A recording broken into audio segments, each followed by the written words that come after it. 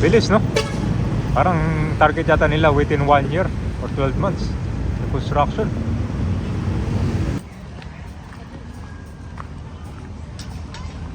Solusyon sa traffic dito sa Metro Manila, parating na NLEX C5 North Link Section 1A. So ito yung bagong elevated expressway. Ito po yung segment 8.2 Section 1A.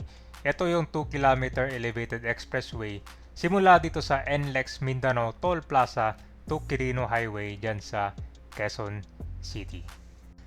Ang purpose at benefits nitong bagong expressway ay para ma-reduce yung traffic congestion sa Metro Manila gaya ng EDSA, Commonwealth, Mindanao Avenue, and Quirino Highway. So dito, kinoconstruct din yung Metro Manila Subway dito sa area ng Valenzuela kung saan dito gagawin yung depot at yung first station.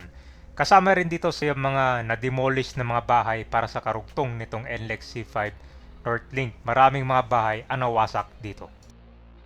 Itong NLEX C5 North Link dito magsisimula sa Mindanao Toll, tapos diretso hanggang dito makarating sa Quirino Highway. So yan po yung Section 1A.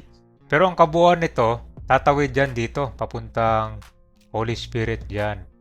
Tapos baba yan hanggang makarating dito sa C5. Malapit sa Ateneo yun eh.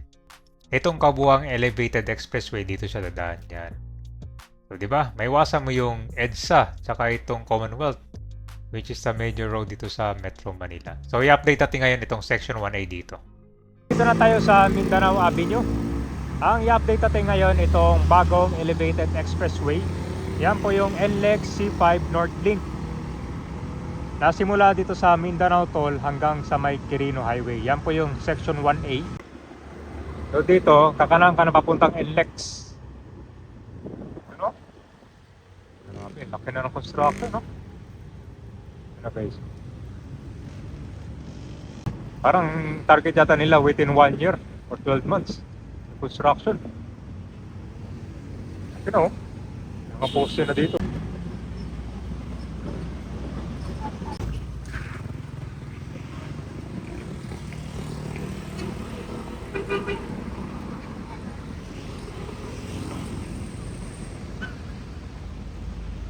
Further na tsaka pierhead dito. Mukhang i-install pa nila yung pierhead dyan. Ayan. Sita na.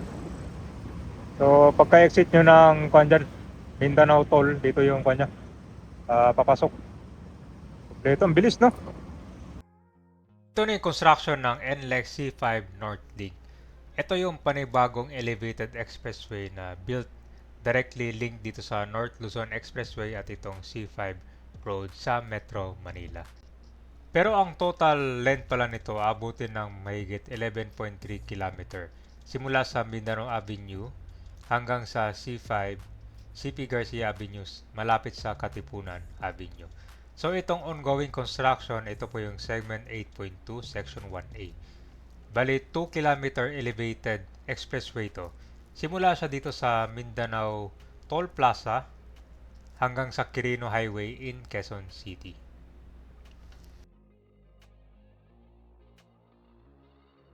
Ito yung Mindanao Toll at ginagawa na rin dito. Dito yung magkakaroon ng elevated, yung sa gitna niya.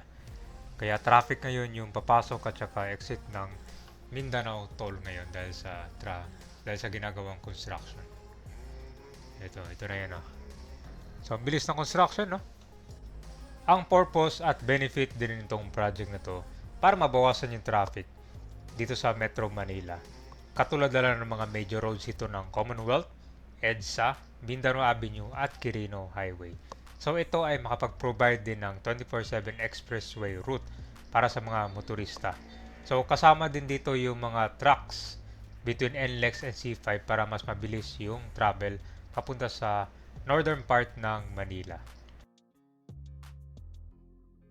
Ganun pa man, ang daming mga bahay pala ang na-demolish dito. Kita mo yan, no? Ito dati puno ng mga bahay yan. Ang karamihan dyan mga barong-baring o yung mga informal settlers. So yung mga na-demolish yan, nabigyan na rin sila ng relocation. Yan, diretso yan, tatawid yan dito sa parang creek ba to, ilog. Hanggang Quirino Highway, so marami-rami pa itong mga bahay ang matatamaan dito.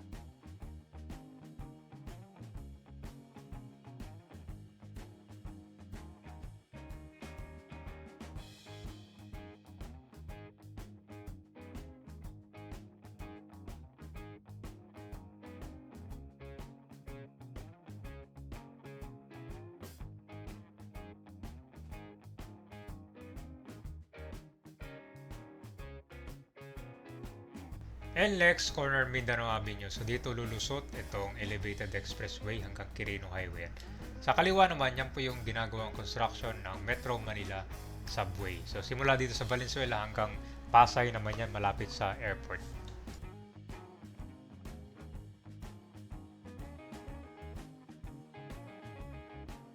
So ito po yung Metro Manila Subway. Diyan po yung depot sa Barangay Ugong, Valenzuela. So dito yung operation and maintenance ng mga train. Nandito din yung train testing and storage, support infrastructure at yan, dami na pala mga gusali dito, no?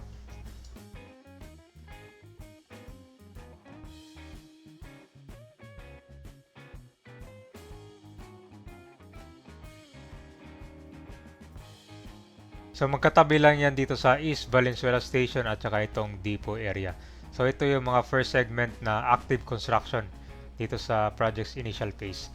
I think yung kanyata phase 1 na magbubukas nito kabayan simula dito sa Valenzuela hanggang doon malapit sa Trinoma, di ba? So kayang-kaya siguro yan dito. Pero yung hanggang Pasay, yan medyo matagal pa. Although may mga construction na naman mga ibang station nito tulad sa Ortigas, di ba? Dalawang station doon.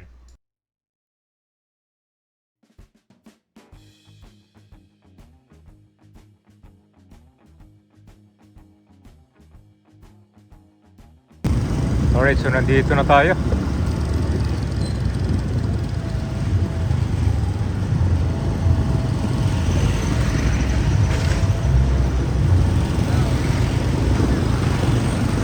Ito na pala. Grabe. Burado lahat to. Ayan guys, oh. Wipe out. Teka ba, nandito na tayo ba. Ito yung mga bahay na na-demolish. Ang dami palang natanggal dito, no? Oh. Dito dadaan yung expressway.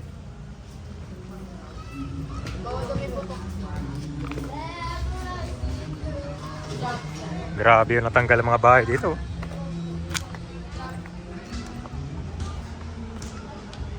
Nung huling update natin, bago tatawid dun sa tulay.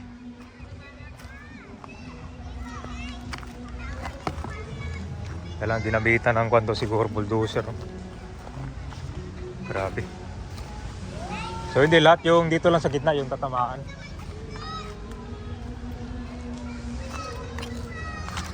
Dami natanggal, oh. So pansin mo dito sa mga bahay, kuha na siya, mga gawa sa konkreto. Parang kaunti lang dito yung gawa pa sa light materials.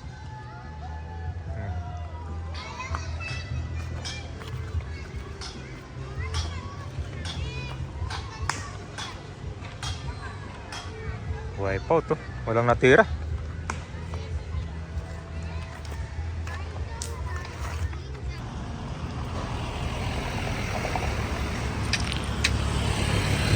Ito na yung Katipunan.